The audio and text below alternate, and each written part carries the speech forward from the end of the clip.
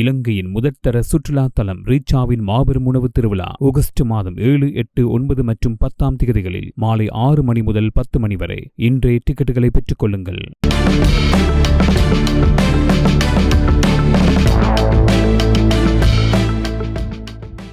ஊடகவியலாளர் பிரகீத் எக்னலிகொட கடத்தப்பட்டு காணாமலாக்கப்பட்ட வழக்கை தொடர்ந்து முன்னெடுத்துச் செல்வதற்கு அரச புலனாய்வு பிரிவின் முன்னாள் பிரதானி சுரேஷ் சலை போட்ட முட்டுக்கட்டைகள் தொடர்பில் ஊடகவியலாளர் பிரகீத் எக்னலிகொடவின் துணைவியார் சந்தியா எக்னலிகொட ஊடகங்களுக்கு தெரிவித்த கருத்து. பிரகீத் எக்னலிகொட காணாமலாக்கப்பட்டு 6000 நாட்களை நினைவு கூறும் நிகழ்வில் உரையாற்றும் போதே இதனை குறிப்பிட்டிருக்கின்றார். கோட்டாபய ராஜபக்சவின் குற்றராஜ்யத்தின் செயற்படும் இயந்திரமாக இயங்கியவர்தான் சுரேஷ் சலை.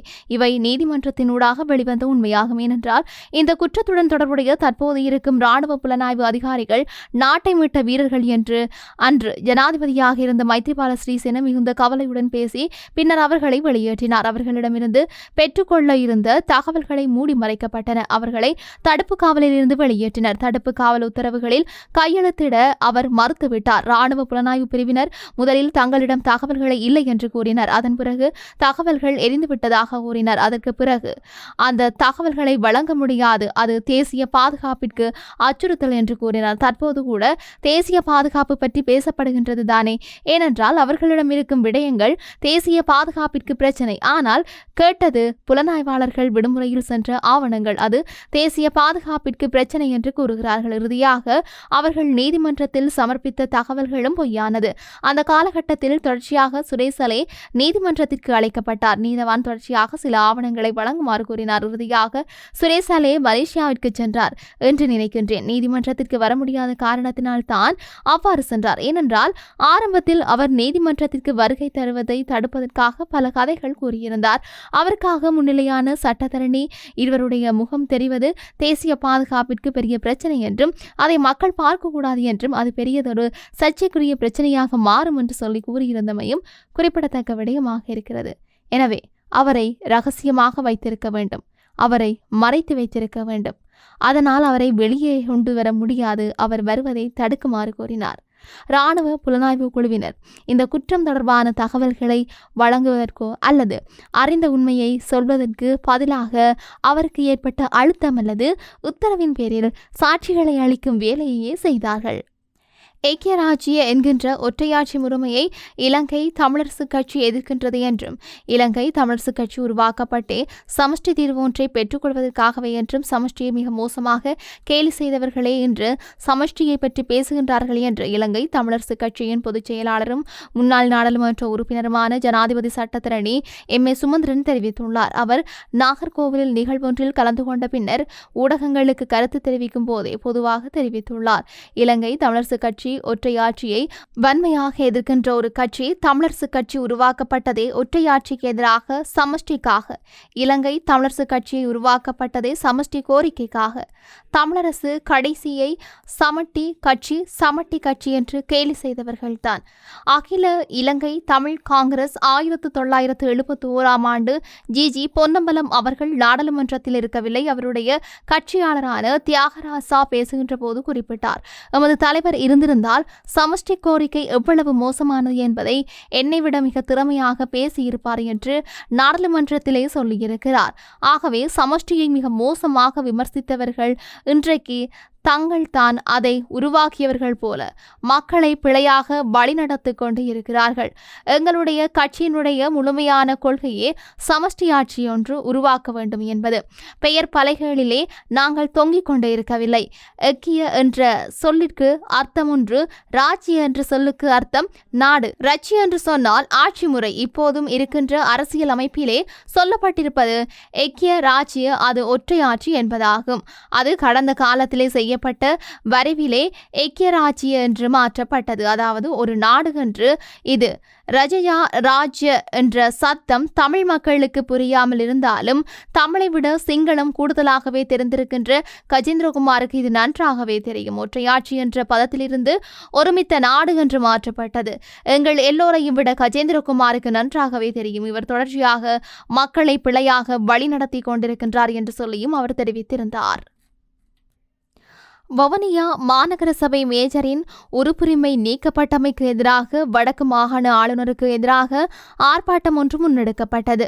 வவுனியா பண்டாரவன்னியன் சதுக்கம் முன்னால் நேற்று குறித்த ஆர்ப்பாட்டம் இடம்பெற்றதோடு அங்கிருந்து மன்னார் வீதி வழியாக ஊர்வலமாக சென்ற ஆர்ப்பாட்டக்காரர்கள் காமினி மகா வித்தியாலயம் முன்பாக நின்று கோஷங்களையும் எழுப்பியிருந்தார்கள். வடக்கு மாகாண ஆளுநரால் கடந்த 24ஆம் தேதி வெளியிடப்பட்ட விசேட வர்த்தமானி மூலம் வவுனியா மாநகர சபை மேஜர் காண்டிஃபனின் பதவி பறிக்கப்பட்டதோடு அவரது மாநகர சபை உறுப்புரிமையும் பறிக்கப்பட்டிருந்தது. இதனை கண்டித்து இடம்பெற்ற இந்த ஆர்ப்பாட்டத்தில் ஆளுநரே ஜனநாயக படுகொலையை நிறுத்து, ஜேவிபியின் முகவராக ஆளுநரே செயல்படாதே, போலீஸ் நிலையத்திற்கு முன்பாக உள்ள கட்சிக்கு மாநகர சபையிடம் காணி உரிமம் உண்டா, மக்கள் ஆணைக்கு மதிப்பளி, தையிட்டியில் பாராமுகம் மாநகர சபையில் பழிவாங்கலா, ஊழல் அறிக்கையை வெளிப்படுத்து என்று பல்வேறு கோஷங்களை எழுதப்பட்ட பதாதைகளை ஏந்தியிருந்ததோடு கோஷங்களையும் எழுப்பியிருந்தார்கள். குறித்த ஆர்ப்பாட்டத்தில் நாடாளுமன்ற உறுப்பினர்களான ரிஷாட் பதியுதீன், சத்தியலிங்கம், முன்னாள் நாடாளுமன்ற உறுப்பினர்கள், முன்னாள் வடமாகாண சபை உறுப்பினர்கள், உள்ளூராட்சி மன்ற உறுப்பினர்கள், ஆதரவாளர்கள், பொதுமக்கள் என்று சொல்லி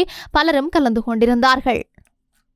இன்று நாங்கள் வவுனியா மாநகரத்தினுடைய முதல் மேயர், இந்த மாநகரத்தினுடைய முதல் பிரஜை, அதே போல செட்டி எங்களுடைய யாழ் மாவட்டத்தில் இருக்கின்ற சாவகச்சேரி நகர சபையினுடைய உப தலைவர் போன்றோரை ஜனநாயகத்துக்கு விரோதமாக அவர்களுடைய பதவியை பறித்ததை எதிர்த்து இன்று வவுனியா மாவட்ட மக்கள், இந்த நகரத்திலே வாழுகின்ற மக்கள் தங்களுடைய ஜனநாயக கடமையை செய்திருக்கிறார்கள். இந்த வடக்கு கிழக்கிலே என்பிபி அரசாங்கம் தாங்கள் உள்ளூராட்சி மன்றங்களை கைப்பற்ற முடியாத ஒரு சூழல் ஏற்பட்ட போது, குறிப்பாக வவுனியா மாநகரத்தை கைப்பற்ற முடியாத சூழல் வந்த போது அவர்கள் நீதிமன்றத்தின் ஊடாக இந்த மாநகரத்தினுடைய செயற்பாடுகளை கடந்த 8 மாதங்களாக முடக்கி வைத்திருந்தார்கள். எங்களுடைய நகரத்தை பொறுத்தவரையிலே நிறைய அபிவிருத்தி வேலைகள் செய்யப்பட வேண்டும். இது முதலாவது தடவையாக வரலாறிலே மாநகர சபையாக மாற்றப்பட்டிருக்கின்றது. அவர்களுக்குரிய கடமைகள் நிறைய இருக்கின்றது. அந்த வகையிலே தான் இந்த மாநகரத்திலே வாழுகின்ற மக்கள் எல்லோரும் சேர்ந்து மதிப்புக்குரிய காண்டிமன் அவர்களை இந்த மாநகரத்தினுடைய முதலாவது மேயராக நாங்கள் அந்த பதவியிலே அமர்த்தினோம். அவர்கள் அந்த மாநகர சபை மிகவும் சுறுசுறுப்பாக இந்த வவுனியா நகரத்தை அழகுபடுத்தி இந்த வவுனியா மாநகரத்தை ஒரு அபிவிருத்தி பாதையிலே கொண்டு செல்வதற்கான வேகமான பாதை அவர்கள் அமைத்து முன்னேறும் போது அதை தடுப்பதற்காக நீதிமன்றத்தை நாடினார்கள். 8 மாதங்களாக இந்த மாநகர சபை கேட்பாரற்று இந்த மாநகரத்திலே வாழுகின்ற மக்களுக்குரிய அடிப்படை தேவைகளை கூட வழங்க முடியாமல் மக்களாலே தெரிவு செய்யப்பட்ட பிரதிநிதிகள் அற்ற நிலையிலே இந்த மாநகர சபை 8 மாதங்களாக மலங்கடிக்கப்பட்டு கொண்டிருந்தது. இருந்த போதும் அவர்கள் கொண்டு சென்ற அதே நீதிமன்றத்திலே அவர்கள் போட்ட அந்த பொய் வழக்கு தோற்கடிக்கப்பட்டு மீண்டும் இந்த மாநகரத்தினுடைய தலைவராக காண்டீவன் அவர்கள் வந்திருந்தார். இவ்வளவு நாளும் அவர்கள் இந்த விசாரணை செய்து விசாரணை அறிக்கையை கையிலே வைத்துக் கொண்டு இந்த வழக்கு முடியும். முன்னணி பாதாள உலக குழு தலைவர்களில் ஒருவரான ஹரகாட்டாவை வெறும் சிறைக்கு மாற்றுவது குறித்து கவனம் செலுத்தப்பட்டு வருவதாக தெரிவிக்கப்படுகின்றது.